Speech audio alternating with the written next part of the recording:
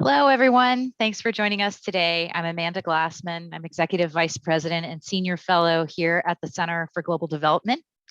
We're really pleased to welcome you to today's seminar on the launch of a new and important systematic review and meta-analysis paper by Michael Kremer, Stephen Luby, Ricardo Martins, and Brandon Tan that looks at water quality and access to higher quality water and child mortality. As we know, obviously, safe water is really a core development intervention, but it still remains a huge challenge in too many parts of the world. More than 2 billion people are estimated to still be drinking contaminated water, and about 1.5 million people are dying each year from diarrhea. So today we'll discuss some innovative evidence about the cost effectiveness of water treatment for child survival and the role of chlorine dispensers and water treatment within broader public investments in infrastructure and healthy environments. And I should say this event also links to an ongoing Center for Global Development working group that is focused on how impact evaluations and evidence of rigorous impact should inform public policy making more. And so I'm really pleased that the authors were interested in presenting on our platform and really reflecting on what it all means for policy and the use of government resources as well as aid and philanthropy. So we'll kick off today with a presentation from Michael Kremer, who's the University Professor in Economics and Director of the New Development Innovation Lab at the University of Chicago, and of course, the recipient of the 2019 Nobel Prize in Economics, and not his most important affiliation, but he is also a distinguished non-resident fellow here at CGD. And he's accompanied by his co-author, Stephen Luby, who's the Professor of Medicine, Infectious Diseases, and a senior fellow at the Woods Institute at Stanford University. After the initial presentation, we'll be joined by two discussants. First, Dr. Patrick Amos, who's the Acting Director General for Health from the Ministry of Health in Kenya and President of the Executive Board of the World Health Organization for Africa region. And Dr. Pascaline Dupas, who is a professor of economics also at Stanford University and the faculty director at the Stanford King Center for Global Development. So we're really pleased to get started. I'll turn it right over to you, Michael and Steve. Thanks. Well, I'll go ahead and get started. And I just want to thank you very much, Amanda, for hosting us. And I really want to thank our discussants, Patrick and Pascaline, for giving us your time and your input on this. We are going to discuss a meta-analysis that we've been working on for quite some time, co-authored, really led by Michael Kremer, and co-authored by Ricardo Martins and Brendan Tan, who's now in IMF Research Department, on this meta-analysis of water treatment on child mortality. Both Michael and I will present, and I want to characterize that although, yes, it was published today or made available today, we still consider this very much a work in progress and really are very open to feedback. Most broadly, we will argue that the impact of water treatment on child survival may be very large. Michael will then discuss some delivery mechanisms for water treatment and cost effectiveness, bringing in insights from some papers with other social scientists, including Pascaline, who's here today. So next slide, please.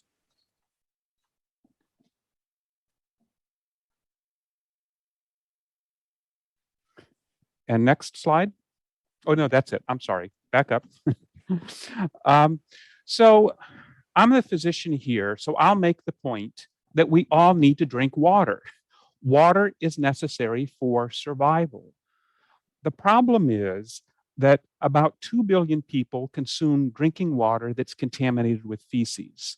And much of this feces has pathogens in it. Those pathogens make people sick.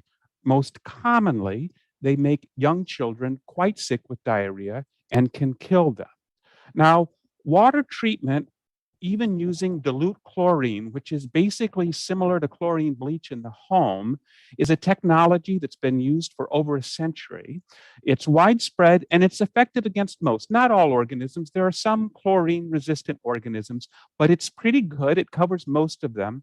It's inexpensive and it's quite safe. We have consistent evidence that water treatment reduces reported childhood diarrhea. There have been lots of randomized control trials on this and a couple of big meta-analyses, and that's a pretty well accepted impact of treating water treatment. But experimentally measuring child mortality requires really large sample sizes. And for low-cost water treatment, there's very limited commercial interest in funding these large studies. And so the studies of water treatment interventions have characteristically been powered for caregiver-observed diarrhea. This means then that we don't have the kind of rigorous data on treatment of water on mortality, and so water treatment is often not included in lists of evidence-backed child mortality interventions. Next slide, please. So we decided to do a meta-analysis.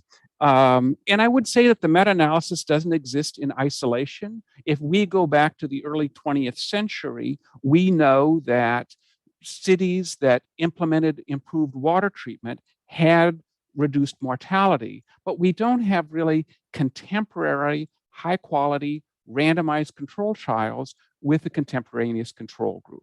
So next slide. We began by looking at the data that was out there and that was available. We looked at the prior meta-analyses looking at water treatment and diarrhea and identified 73 studies. We then looked at those search criteria and applied them more generally and identified another 1,412 studies. This then generated titles and abstracts to review, which were reviewed by 2 people, all 1,485.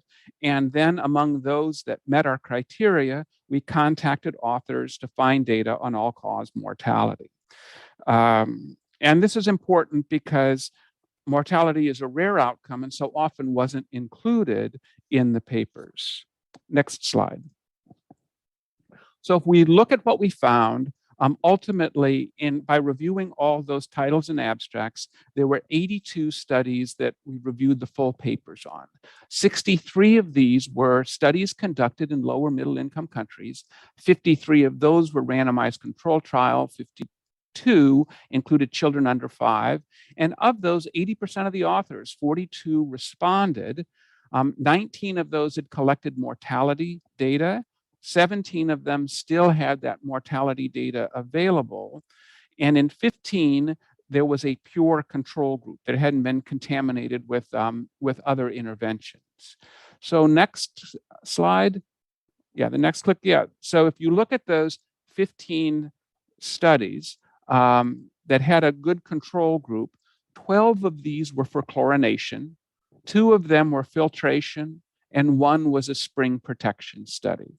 So the bulk of this work has really been around low-cost chlorination. And if you look at these studies, they run from 1970 to 2021. So these are studies that were conducted over the last 50 years with a rigorous contemporaneous control group. Next slide, please. So one of the things we worry about is if you started with 82 studies and then you get down to 15, well, how well do these represent the broader experience with these interventions? So this is a histogram that shows the proportion of people who had diarrhea in these studies in the largest study, the most recent study of Jennifer Wolf's meta-analysis from 2018.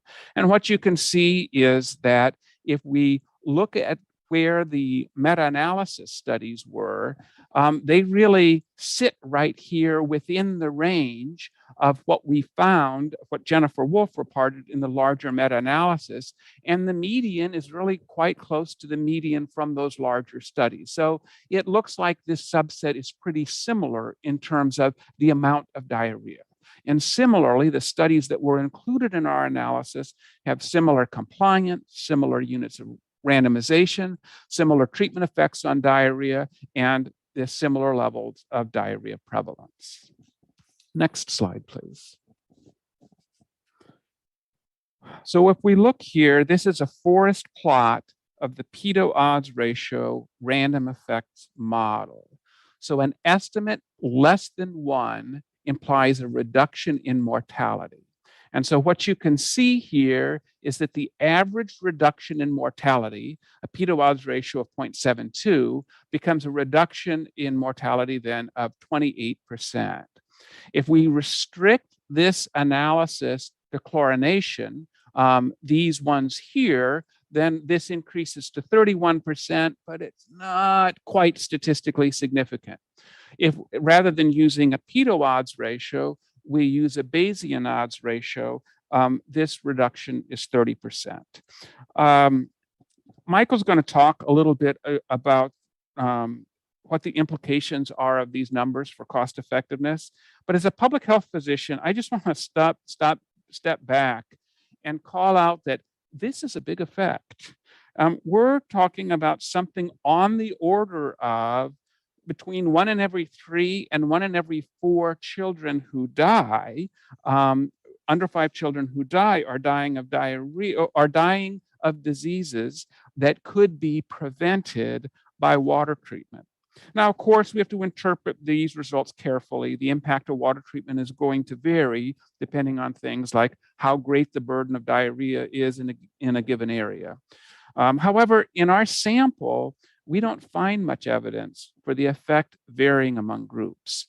The I-squared was 29% in the p-to-odds ratio specification, suggesting that 29% of the variation across the studies was due to underlying variation in the true odds ratios, and 71% was due to sampling variation. We can't reject the hypothesis of a homogeneous effects. I also should point out that there is a fairly wide confidence interval, from 8% to 45%. But even at the low end of the confidence interval, reducing child mortality by 8% would still be a big effect. We've also performed a number of sensitivity analysis and tests for publication bias, and I'm a physician, so I could also expound on biological plausibility, but I won't go into any of that now, but we're happy to answer questions on those. So I want to turn this over to the next slide to Michael.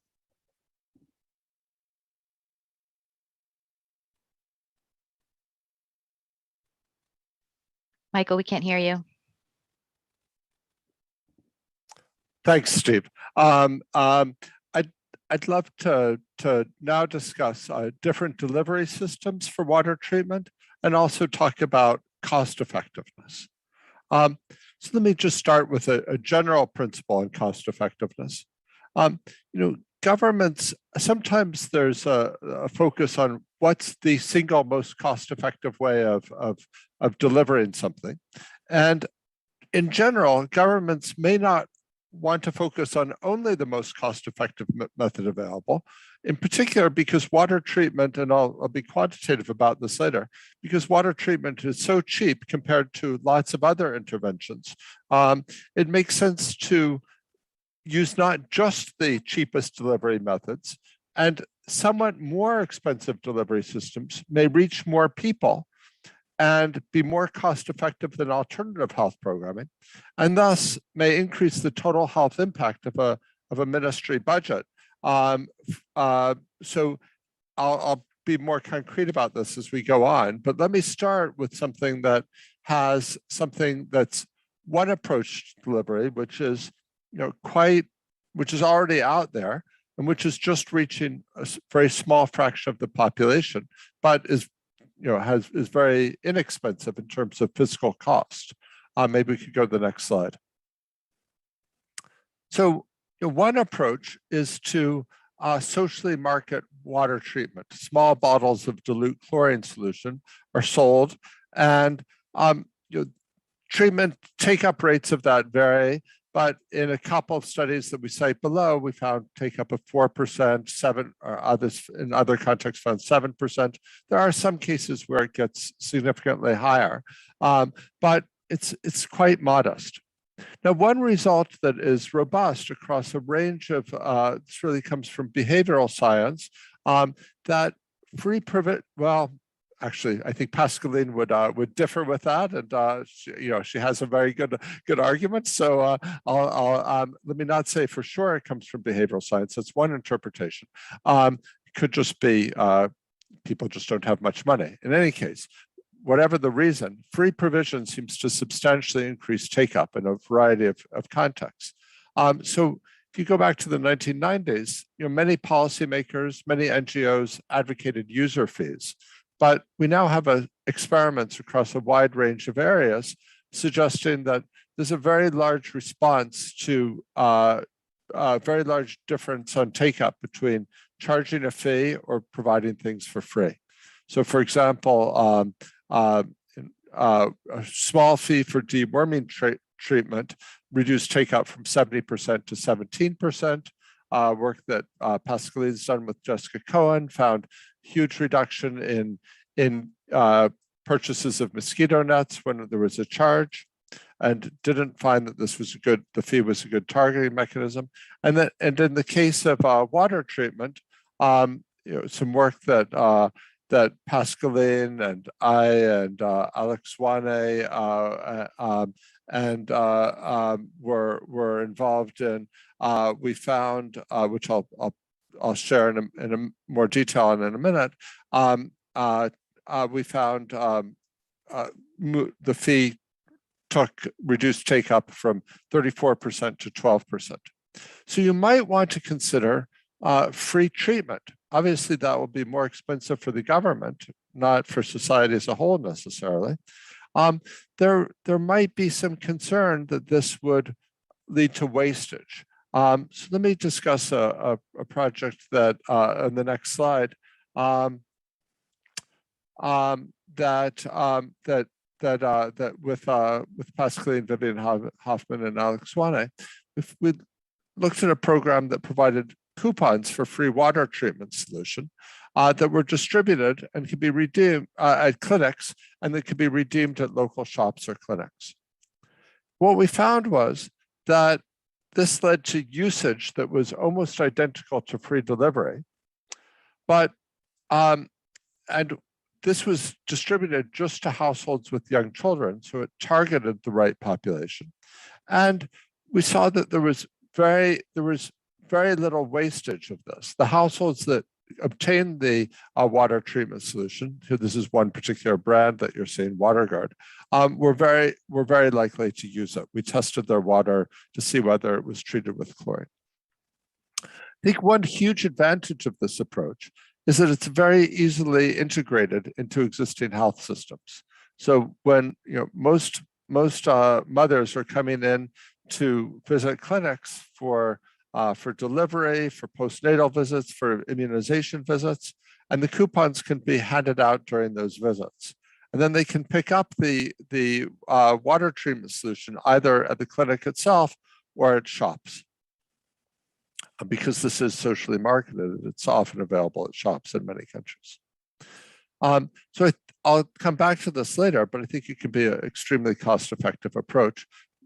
The earlier study that I was involved in tested this at quite small scale. Pascaline now has new work in Malawi doing this at larger scale and finding very similar results and demonstrating some health impact. Maybe we could go on to the next slide. Another approach, well, actually, let's go back 1 second. So what we found is about 1/3 of people using, so a substantial gain relative to just social marketing where households have to pay. And when I was making the general comment earlier, in some cases it's worth paying to a bit more to get higher uptake of something that's as cost effective as in reducing mortality as we found water treatment to be. This is I'll show some cost effectiveness numbers, but I think this is one case where it would be. Let me go on to something that would take usage levels even higher, but is a bit harder to deliver and can only be delivered in certain situations. And maybe we can go on to the next slide now. This is water treatment dispensers. This is something else that I've also been involved in for disclosure. So these dispensers are placed at a water collection point, and they have a valve that releases the correct dose of chlorine solution for say a 20-liter jerry can. And they're designed using some principles from behavioral science. They're free, which I argued is important. That could be from behavioral science, but also from other areas. They're very salient. They're big, bright blue. They're convenient. They're right there at the water point. There's a time each day, when you're collecting water, that you would treat the water, and that's useful for building habits. And they're public, which means that people can see other people using them. They can ask questions. People can see whether they're using them, which might help build a norm.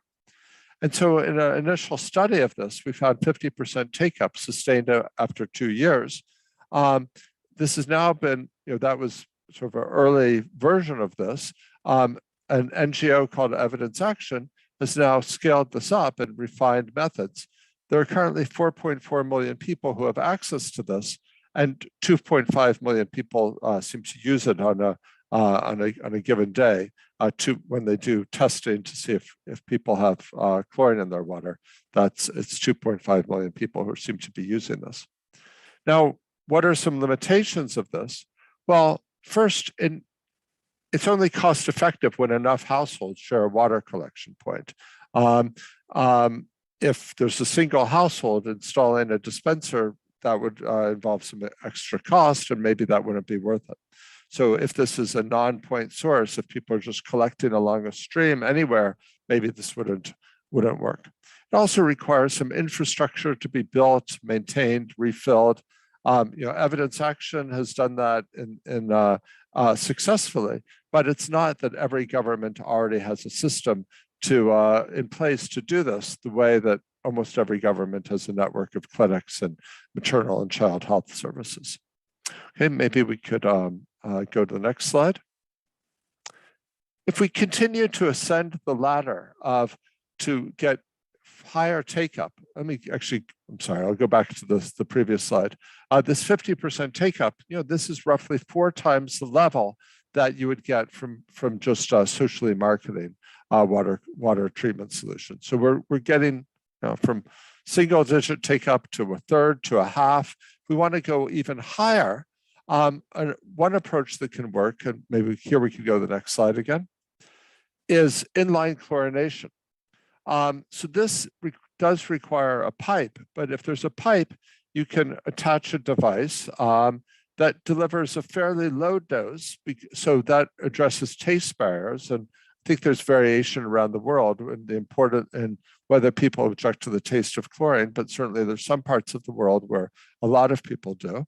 And so the taste can be a major advantage of this. The devices are fairly cheap. There's an RCT, again, suggesting health impacts of this particular method, but I think the basic logic of the science is that delivery of chlorination should be treating water similarly most places, just independent of the delivery method. This does need infrastructure, and in fact, it requires water to come through pipes. So there's some types of sources where the water doesn't come through a pipe, and there'd be some additional costs involved in this. So in some circumstances, let me just mention one further or a couple of further things that you could go in this direction. Obviously, large parts of the world have water delivered through municipal water treatment systems. Those are going to be reach a lot of people in the areas where they're suitable, but those are going to be more expensive in, say, rural areas where people live on their own farms rather than living centrally all together in a village. So that's going to be still more expensive. So I think my overall view would be that it's not that we want to choose one of these methods, that we probably want a combination of these methods depending on the circumstances. And there are some methods that could be done everywhere, or virtually everywhere, like the coupon approach. There are other methods that, like municipal water chlorination, which we hope eventually at higher levels of economic development, everybody will get, but for the time being may only be possible in some areas. Let me go to some numbers though, and look at cost effectiveness on the next slide. So let me start with the Evidence Action Dispensers for Safe Water program. Here we're using real data that Evidence Action's provided on their costs and the number of people reached and on usage. Then we did some more back of the envelope hypothetical calculations for a coupons program. There, we don't have data from the implementation at the same scale that of reaching millions of people, but we've made some rough assumptions. These would have to be investigated further. But let's assume, for example, that the cost of delivery is just as much as the retail cost of buying WaterGuard in a shop. So you double the cost for that. And some other relatively tough assumptions. We would still get an estimated cost effectiveness that's quite similar to dispensers. There'll be some differences here, but they're extremely minor in the big picture. There's really no appreciable difference. Why don't we go into the next slide? So here are some calculations. I'm going to skip over some of the details, but let me show you the numbers for the cost per death of a child under 5 averted. These would be under $3,000 per death averted. And if you want to express this in terms of disability adjusted life years, they're each about $35 per disability adjusted life year averted. So these are enormously cost effective. They're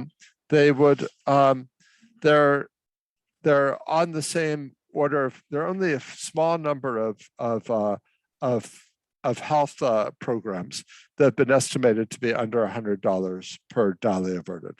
Things like vaccination, anti-malaria bed nets, rotavirus vaccination, some micronutrient interventions. This suggests that water treatment belongs on that list, belongs on those lists.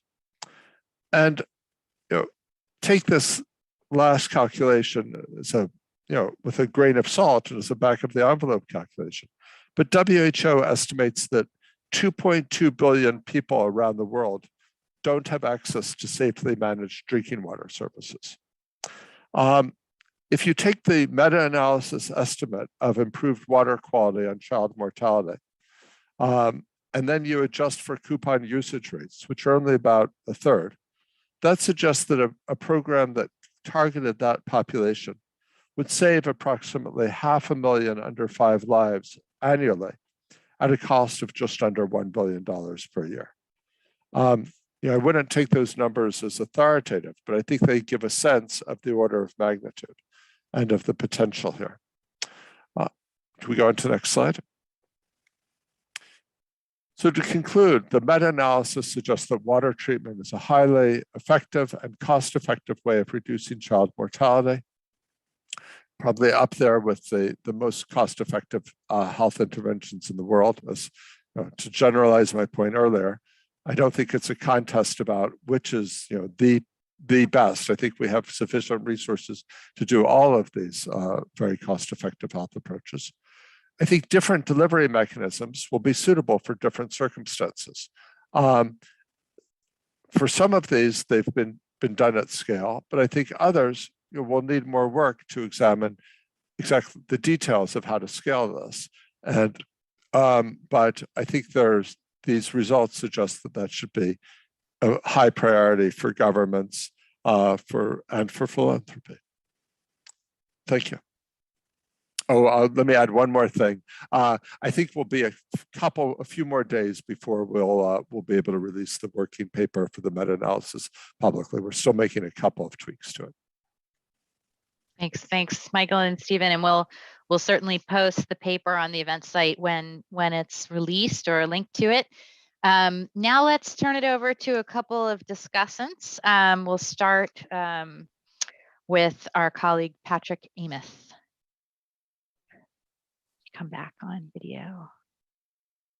Here he comes. Hi, Patrick. Thank you, Professor Kremer and team for that wonderful presentation of meta-analysis of the data on availability of safe water and reduction in child mortality Indeed, for us coming from the low middle income countries, this is a topic very close to our heart because diarrheal diseases and of course infections, especially pneumonia, are the two leading causes of maternal mortality, and our governments have tried to put interventions in place to be able to address child health. And we know very well if we can be able to address inequities in child survival, then all children living in any place will have a chance to be able to reach their fifth birthday, irrespective of where they live. As a result of that, the government of Kenya has made significant efforts to be able to ensure that maternal child health programs are prioritized. And one of the things we did as a background before I come to specific comments regarding the presentation is one, of course, was removal of user fees for primary healthcare services so that women and children, especially under 5 children, could be able to access services. As a result of that, our infant mortality rate dropped from 74 per thousand live births in 2008 to 52 per thousand live births in 2014. We were not able to do the Kenya Demographical Survey in 2019 because we conducted a national census and we did not have enough resources to do that jointly. However, I'm glad that today we commenced the exercise to be able to do the Kenya Demographical Survey 2022. And we are going to capture more in terms of child health, including childhood development, which was never captured in the previous Kenya Demographical Surveys.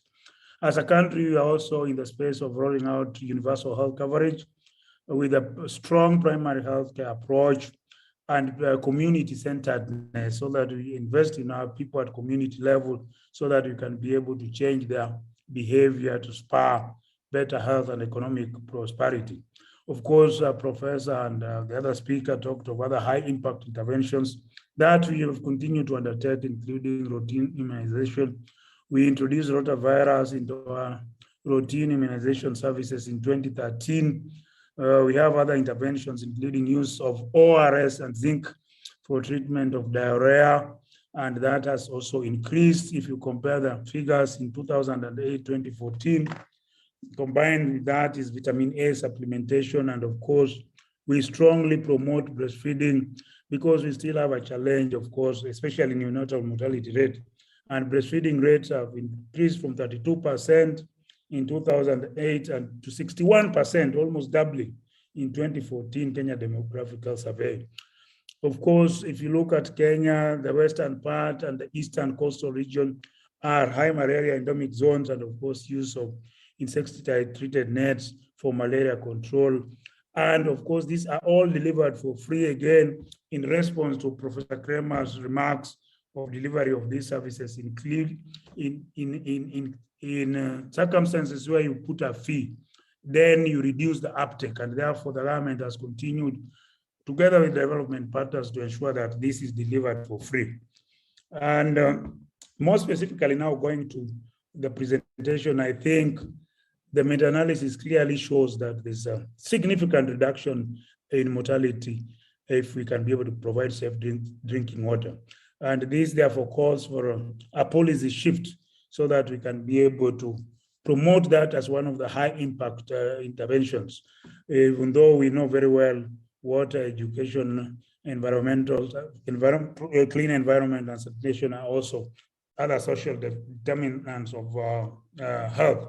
But now we have scientific proof that if we invest in clean water through those various combination of methods based on the requirements, especially for us, if you're looking at the informal settlements, the urban informal settlements, which are where huge populations live, municipal water does not reach them, and therefore the dispensers, the coupons could work very, very well to be able to address the issues of safe, potable drinking water.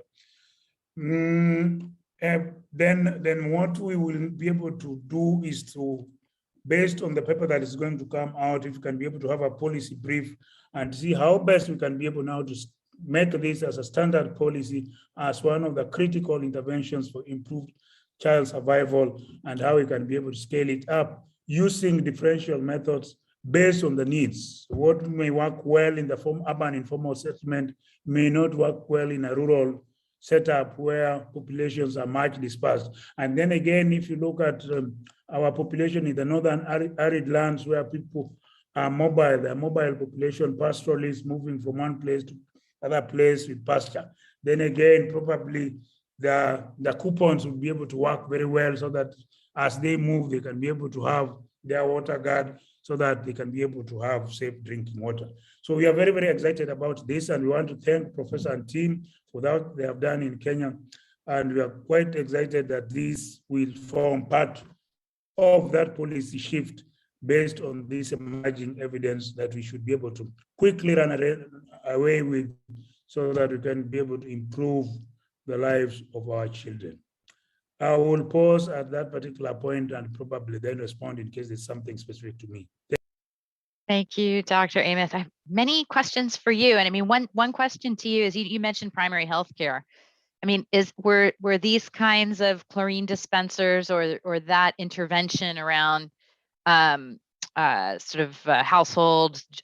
controlled chlorinating of water, is that on the list of primary health care services?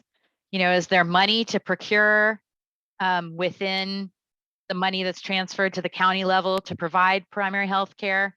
Can you just sort of reflect on that issue?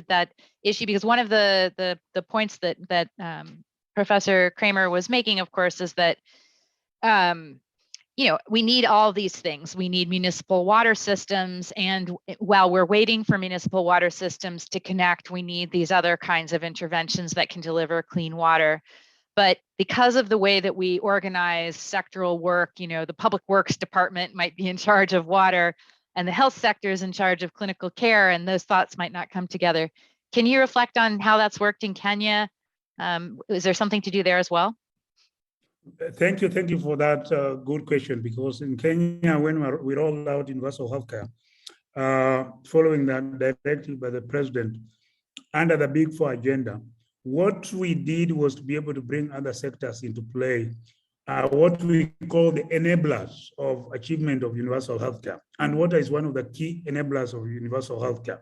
The other enabler was the Ministry of Public Works, so that we can be able to have internet connectivity, because we are also reforming our national health insurance fund to ensure that we have a seamless claim system. So we are able to do fiber optic connection to the facilities. We are also doing that with the Ministry of Energy to ensure electricity is connected to the facilities. So all of these enabling ministries were also given additional resources to ensure that all this might seamlessly, so that together we can be able to move forward.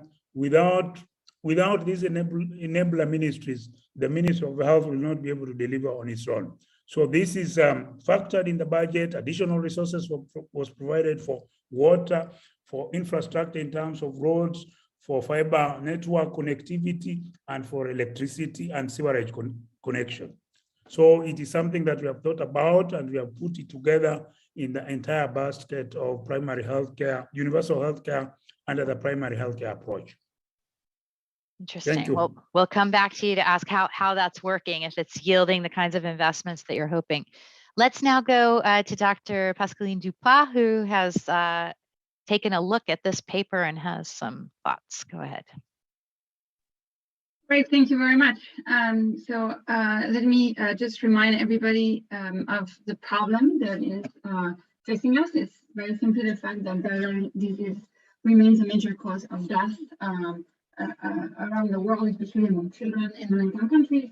You can see from this graph from our world in data that deaths from diarrheal diseases have gone down in the last 30 years as countries become less poor, are able to invest in large public infrastructure, especially clean municipal water. I was just discussed, but there's still a large chunk of folks around the world who face a big danger from unclean water. And so if we think about the causal pathways through which water treatment, which is what we're talking about today, may affect child morbidity and mortality in particular, it's pretty simple. Okay, if you have contaminated water that children are going to drink, you're going to have children who get contaminated with pathogens, and then that's going to lead to them being sick and often dying. Okay, so when you treat water, the idea is that you're going to get the water to be clean, and then you eliminate this pathway here. So you're going to have, fewer contaminated children and hence a reduced mortality. Now, what has been kind of bothering folks for up to the analysis of today is the fact that there are other factors that contribute to contamination of children, and in particular, there may be other environmental factors besides just the quality of the water and behavioral factors that may mean that children actually are still contaminated even if they drink clean water, or even if the water that they at some point becomes clean but then becomes dirty again before they drink them. And hence maybe you don't have as much of a meaningful reduction in mortality. And so the debate, up to now was really about that. It was, well, we know that contaminated water causes diarrhea. We know that chlorination and other water treatment interventions are going to reduce water contamination. These are just, very clear. But what wasn't clear until today's analysis is whether in low-income settings, it would be enough. Is it enough to reduce children exposure via the water pathway to impact mortality when there could be these other factors at play? Okay. So what I'm hoping to do with this discussion is to shift the debate a little bit and to say, well, even if it may not be sufficient, I want to stress that it is necessary. Okay. And then thanks to the new analysis that Steve and Michael presented, we actually now are in a much better position to say, well, actually, in many cases, it may be sufficient. Okay, but I also want to stress the fact that even if it's not sufficient, we at least know it's very necessary. Okay, and that's just, the science is clear. No, it's very clear that if you drink contaminated water, it's not good for you. Okay, so access to clean water is necessary. You can think of it as being, a fundamental need for people. Okay, so that's number one. Access to clean water is necessary. Now, is it enough? Likely it depends on the context. If you look at historical studies that have been done, there's a study in Mexico that was published recently that looks at a big infrastructure program that was put in place, a large-scale municipal water disinfection program in 1991. The study estimated that it actually led to quite a substantial decline in diarrheal disease deaths among children, about the same magnitude as what Steve and Michael presented today. The estimate was very, very cost effective. Now they do show that, in some, there is some heterogeneity there because access to complementary inputs, especially infrastructure, was heterogeneous. So they show in the paper that degradation of water pipes over time and lack of sanitation infrastructure can attenuate the impact. So it suggests that it may be sufficient in some cases, but often you need enough other things. And that's also consistent with some evidence, historical evidence from the US by Alsan and Goldin, that show that safe water system and effective storage were complements in contributing to the initial decline in child mortality in US cities at the turn of the 20th century. Now, this adds to some mixed results from previous meta-analysis that suggested that complementarities may be very important in low-income context too. So what we learned today from the presentation and the new results by Steve and Michael is that actually, when you look at enough sample, you have enough sample size to really look at mortality carefully, it may actually be sufficient on average, okay? And in fact, one of the very important results of that study is that they cannot reject homogeneity, okay? Which means that, it's not only sufficient on average. In expectation, if you do this program, you're going to find a positive effect and a reduction in mortality, but also they cannot reduce that it's going to be there everywhere. And so the key question then becomes about the cost effectiveness. And so, using the average cost observed in Kenya, what the study estimates is that it's very highly cost effective to do this. And as Michael mentioned, either a coupon version or a dispenser version of the program could save approximately 500,000 under 5 lives at a cost of just under 1 billion each year. Okay, so just to make this very concrete, if there's somebody out there who has 6 billion to spare, then a 6-year water treatment program could save 3 million children's lives. Okay, I wish I were that person. Hopefully some of them will somehow see this video at some point. I have full faith in the CGD's network. Now, I want to stress that, these cost effectiveness figures are so, mind-blowing that even in areas where the cost may be higher, may say because you have higher transportation costs, it's also likely to be very, very cost effective. And in fact, here I want to put a word of caution to folks who specialize in comparing cost effectiveness, not only across interventions, but also across settings. I just want to raise a question. What are the ethics of choosing where to do this program based on relative cost effectiveness when the heterogeneity is driven by the costs? If, as the study suggests, the effects are quite homogeneous and everywhere you're going to see a reduction in child mortality, then in some areas, it may be less cost effective than others just because the costs are higher. Let's say, you want to, do this in some remote region of the Sahel, it's going to be much more expensive just because getting there is more expensive. Well, does it mean it's not worth it? Does it, de facto saying that the life of a child in the Sahel is less than, to the international community, the life of somebody, in Kenya just because they cannot be reached. Okay, so I just want to, cost effectiveness is very important in many ways, but it's also something to think a little bit about when we're actually looking at the heterogeneity driven by costs and not always by benefits. And in the context where it's extremely cheap in any case, maybe we shouldn't just say this versus that. It should be you're below a threshold that's good enough. Now, given what we just talked about, I think scaling up is clearly needed and doable. So, the news analysis suggests that it is, sufficient to treat water to get effects on child mortality. I want to make the point that even if it's not always sufficient, clean water access is necessary and extremely cheap, okay? And in fact, it's going to become even more necessary over time because of climate change, which is expected to make matters worse. And people, have said that in many areas, increased water temperature and the fact that there'll be more extreme storm events are going to lead to runoffs, into water streams means that drinking water quality is going to get even worse, okay? So treating water is going to become only more important over time. And there are results so far of the number of studies that Steve and Michael shared suggest that embedding delivery of free chlorine for parents of newborns and young children in the existing primary healthcare system, just the way it was done for antimalarial bed nets over the last, in the last 2 decades, is extremely simple. Okay, and that's something that actually we've been thinking about, that we're more than happy to help, governments think about. There's already public primary healthcare systems that are very strong in most countries. They already have procurement systems to deliver essential medicines, to deliver bed nets. Just adding a subsidy for chlorine in the form of coupon or in the form of just directly giving bottles can be, seamlessly done. And so that's something that hopefully, Kenya is going to be, taking the lead on in the coming months, and that other countries can also do. And myself and others who've been thinking about these delivery methods, just including Michael most prominently, are more than happy to be in touch. So do not hesitate to reach out if you're a government official and you want to brainstorm with us on how to do this. We are there. Thank you. Thanks so much, Pascaline. Great presentation, and also important to put the findings into a bit more context and make the global offer.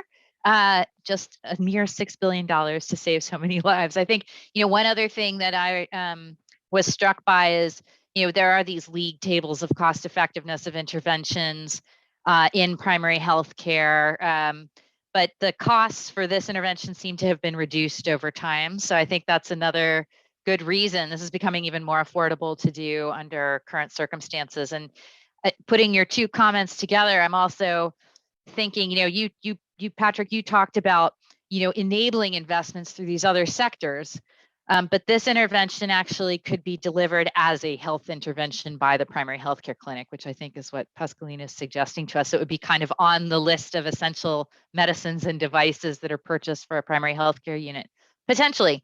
So that's an interesting point. Now let's go back to, I think, our whole group now to talk. I'll invite Michael and Steve to reflect on the discussant comments, and then we can have a broader conversation. Well, maybe I'll start. First, I really want to thank both Patrick and Pascaline for these really thoughtful comments. And I would stress how difficult the issues are that Patrick raises in terms of water is not generally considered as part of the Ministry of Health in countries. And so that we in health do think a lot about cost effectiveness and what can we do best.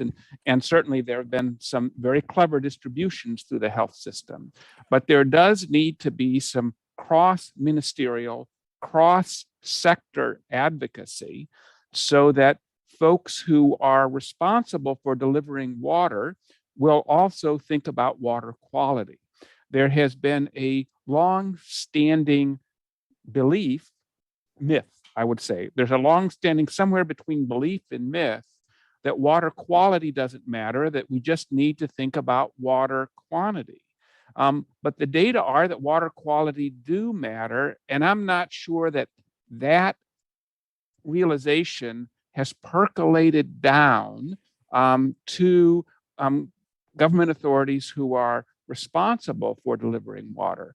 So I'm really excited about the government of Kenya's engagement. And I think it's terrific that we're thinking about how to get health more involved. But I also think that the issue you raise about this being cross-sectoral is also really crucial for us to reach all 2 billion people who are currently drinking contaminated water. Michael? Well, thank you very much to both Patrick and Pascaline for these great comments. Really appreciate them.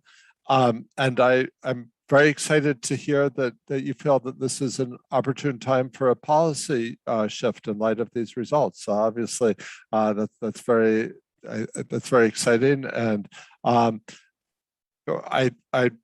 hope to come to Kenya soon and would love to follow up and discuss that. And I think in terms of this issue that Steve discussed of the roles and that Amanda raised of the roles of different ministries, I think there is a tendency for each ministry to do things that are through its own channels, and I think that's to the extent that that's a political reality or the way that things will operate, I think that is, if we think about something like dispensers, I understand that's something that might be unusual for a Ministry of Health to support, although personally I think it would be justified. But the coupon program, that is very much working with clinics, and it's very analogous to the larger package of free provision of essential medicines and of things like antimalarial nets. And I think that could be, my personal view would be that could be very easily integrated into what many clinics are doing around the world. And obviously you would have a much better sense of what would be feasible in Kenya, but would love to explore that further. And as mentioned, that's initially was done at a small scale as research. Pascaline's worked in Malawi doing that at larger scale, but would be very excited about a real implementation with working with government systems, and would love to discuss that more. So we have a question that was from someone I think that you may have interacted with before, who's really king of WASH, really. So Louis Borstein, I know that he's worked with all of you in the past. And he's inviting us to sort of drill down on this question of, this, as Pascaline points out, these are complementary interventions, municipal water facilities connected to the system of pipes versus these other kinds of interventions around water treatment that are direct to households. And they might even work together depending on the quality of water, as you're also pointing out around the climate change challenge, Pascaline. I guess a question for people to reflect on further, maybe we start with Patrick and Steve, is sort of why do you think this divide exists in the WASH sector?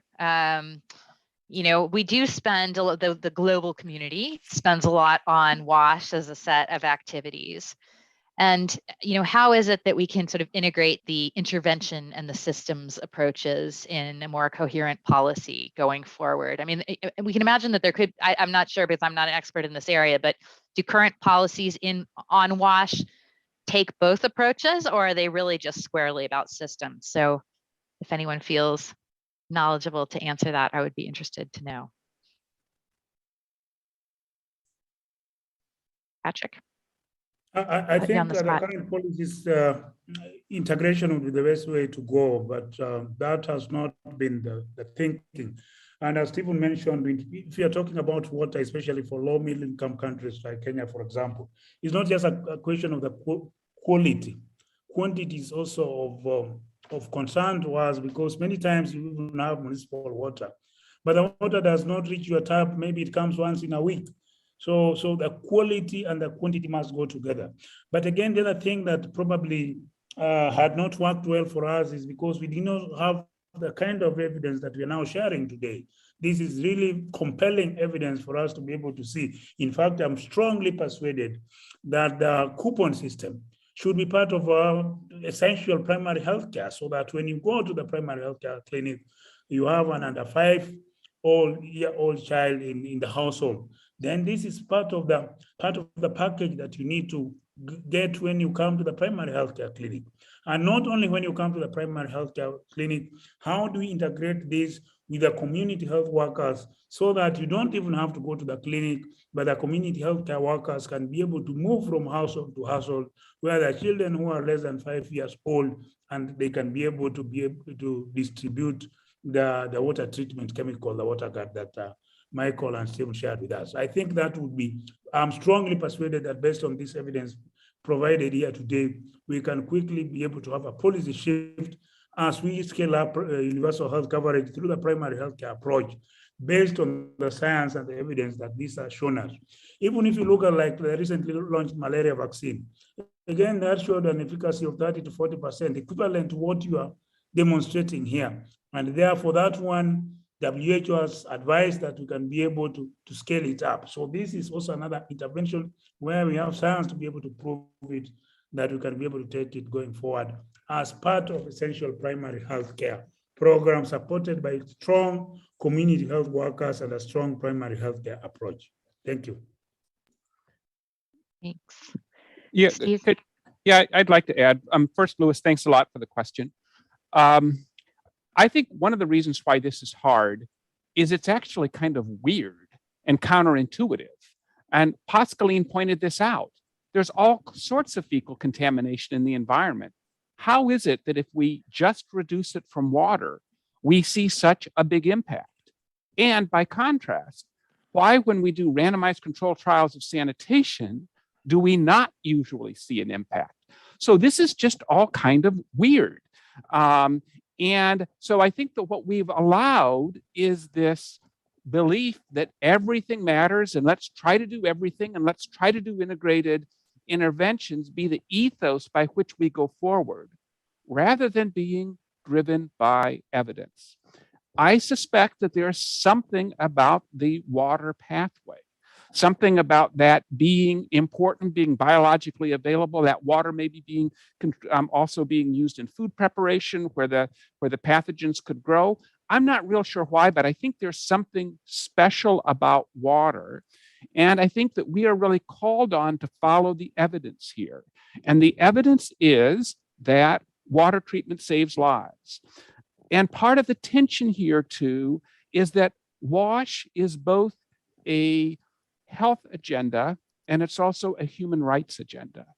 And so that if we think about a right to sanitation, the WHO has endorsed a right to sanitation, and that can be very important for privacy and dignity, and those can be really important interventions along that realm. But if we think about what are cost-effective health interventions, the data suggests that water is different from these others. And I think that we need to, I'm actually really excited that Patrick says, look, this looks like really compelling evidence. And I agree that I think that this should encourage us to change the conversation, to say there is something that is particularly special about the value of providing households with enough clean water so that their children don't get sick. Thanks, Steve. We've gotten another question, and maybe I'll go back to Pascaline because you've raised this issue, and you were also talking about it, Steve. You know, the recent work looking at those other pathways around hand-to-mouth contact, soil ingestion, contaminated foods. they suggested, I guess, in their work that these were larger contributors to fecal ingestion than water, and yet we see the findings from this meta-analysis. So I don't know, Pascaline, if you want to sort of reflect on that point again that you've made, or the previous question, if you have thoughts. I think Steve, said it very well. It's going in. The people had very many reasons to think that there would be, a lot of pathways that would need to be thought about at the same time, and complementarity was a very,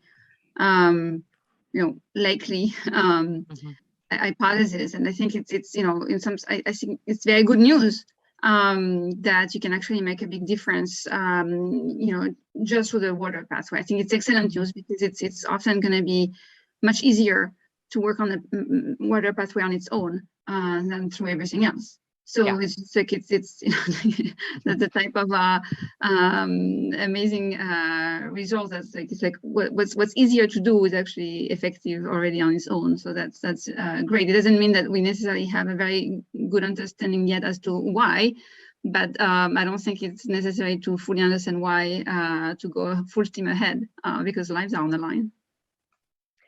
Can I invite all of you to reflect on, okay, given this new kind of evidence, how would you hope to see WASH policies change, the WASH policies of the World Bank or of the WHO for that matter? You've mentioned that they have a particular emphasis on different pieces and that they have other benefits, but what exactly would you like to see sort of change in terms of how policies are developed or how money is used in this space? So I think it would be useful for the health bodies to once they've if they feel similarly as we've heard from the Kenyan government to start treating this just like other essential preventative goods that are inexpensive and where we know that take up or usage depends a lot on free provision, and to start providing them for free. And that so I would say that the number one policy implication of this is for health ministries to start doing that, or international health bodies to start exploring those. But I think there are implications beyond that as well. So for the authorities that are in charge of municipal chlorination systems, there are things that could be done to try to make sure that water is actually treated, and to make sure that there aren't negative pressure situations. And I'm not an engineer, but there aren't negative pressure situations in the pipes that allow contaminants to get in, which then react with the chlorine and prevent the chlorine from doing its work of reacting with fecal material or germs in fecal material to kill them. So I think probably some more investment both in making sure that the chlorination is reliably delivered and that it reaches the intended users is probably warranted. It may also make sense to think about, I agree with Steve that there's been a lot of emphasis on water quantity, and quantity is very important for other reasons. But I think sometimes I'll go even broader than WASH. If I think about water more generally, people sometimes treat water as a unified sector. And I think that can be very problematic. Take the issue of water pricing. I'm for industrial and agricultural use of water, as we see in the United States and California, for example. I think most economists are quite sympathetic to water pricing to avoid wastage of it. I myself am pretty sympathetic to it. That's, or if we're thinking about even supply of water, even in a low income context, there are some sizable costs of putting the infrastructure in place and maintaining it.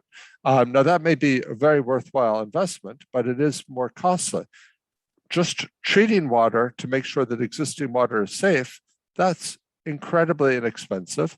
And we know, but the willingness of consumers to pay, consumers can see whether they have water or not. It's very inconvenient to have to go walk half an hour to go get water. They will consumers will pay something to get the water delivered to them. So that you may be able to charge for.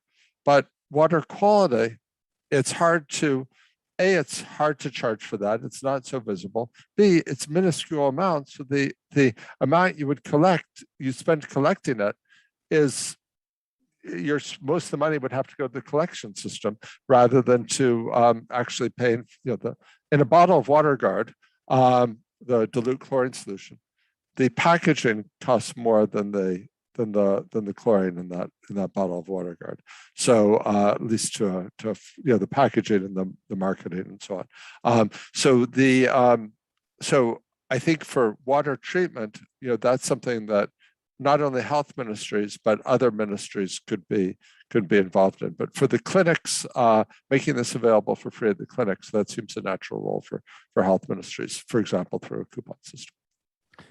I just want to add one more policy recommendation, and that is that I think that water utilities should report water quality at homes rather than water quality as it exits the plant.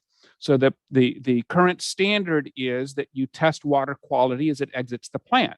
Well, that's usually fine.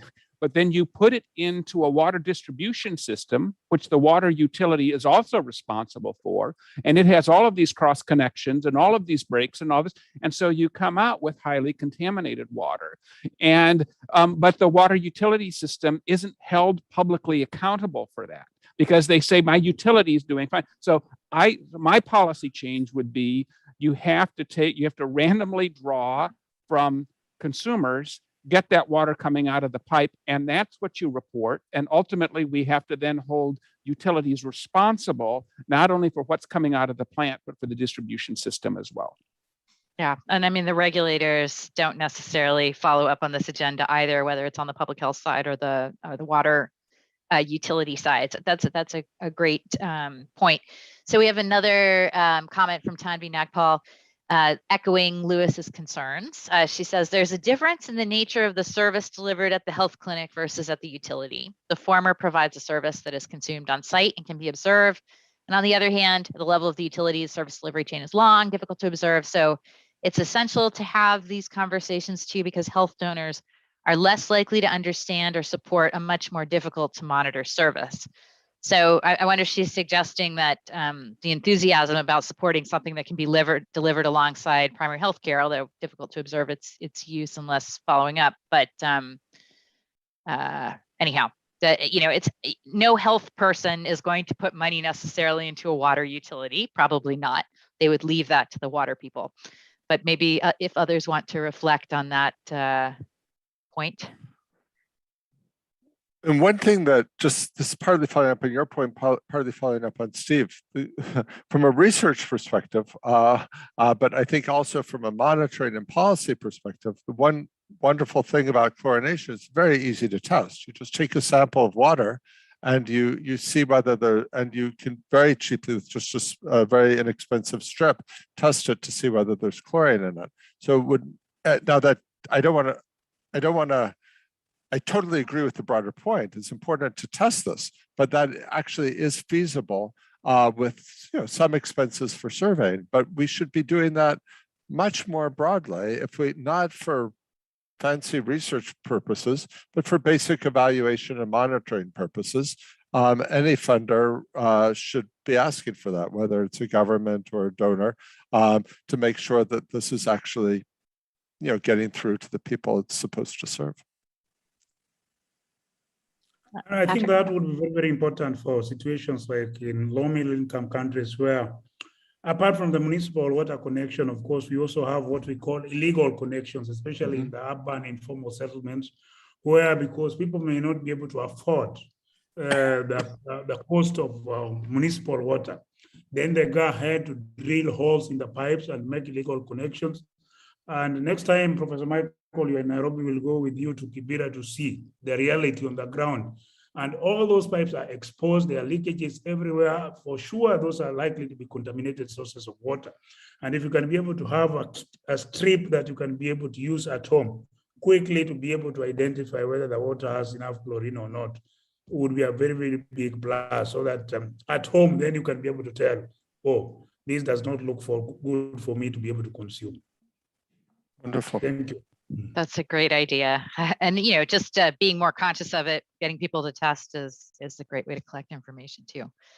Okay, well, I think I've had my questions answered. I'm very clear on where to go from here. Any last thoughts or reflections based on this conversation? It does seem like such a marginal investment for such a big impact. I actually was thinking, in the initial phase of the COVID-19 response, when people thought it was, transmitted by hand, contact and access to water. And, so much money has been mobilized for this response, and you would have hoped to see some part of that go for, say, for water as part of the initiative. But do people have thoughts on what can we do now? There is still lots of COVID-19 response money around. Is this part of that agenda?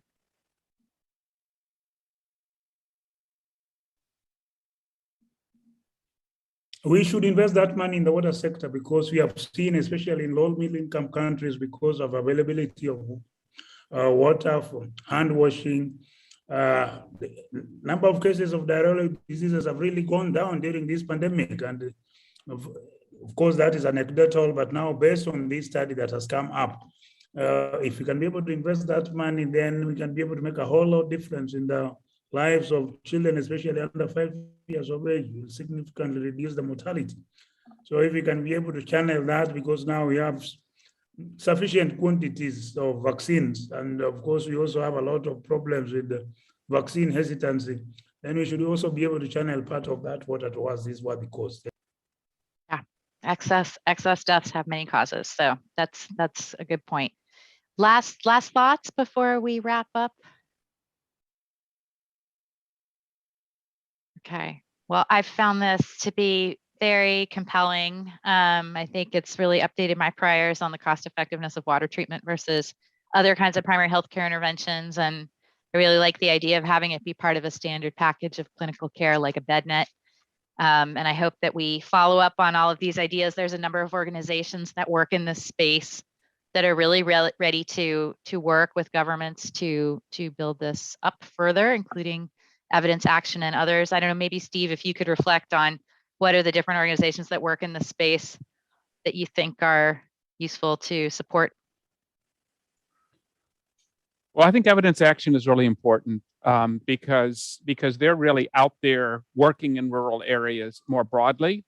I do think that I'm really persuaded by Pascaline's work on the use of coupons. I think that this suggests a really efficient way for us to include this in the health sector. I think that it's just harder for us to engage the water sector, and most of the money, the vast majority of money that goes into public water supplies is government money. This is not primarily supported by donors. And so I think that I think that we researchers need to spend more time with colleagues who are working in that space, and thinking about the incentives and disincentives they face, and how we can work within these institutions to help improve performance. And so I think that's an area of, I know that we want everything to just be the one plutocrat who's going to give $6 billion and save 3 million lives, and I'm all for it. I'm totally. I love plutocrats. Yeah. Okay. Yeah. I mean, this is fine. But I also think that we really need to work with our partners in government services, and those issues also involve thinking a lot about what incentives are at play, and what where there might be some leverage so that we can improve outcomes. Absolutely. And again, as part of a holistic strategy that includes the infrastructure needed to bring safe water to households on a permanent basis. But in the meantime, these inexpensive interventions. So thank you so much to our panelists for a great session. We'll post the link to the paper when it goes up next week, maybe. You'll let us know. And thanks to the audience for tuning in. We really appreciate it.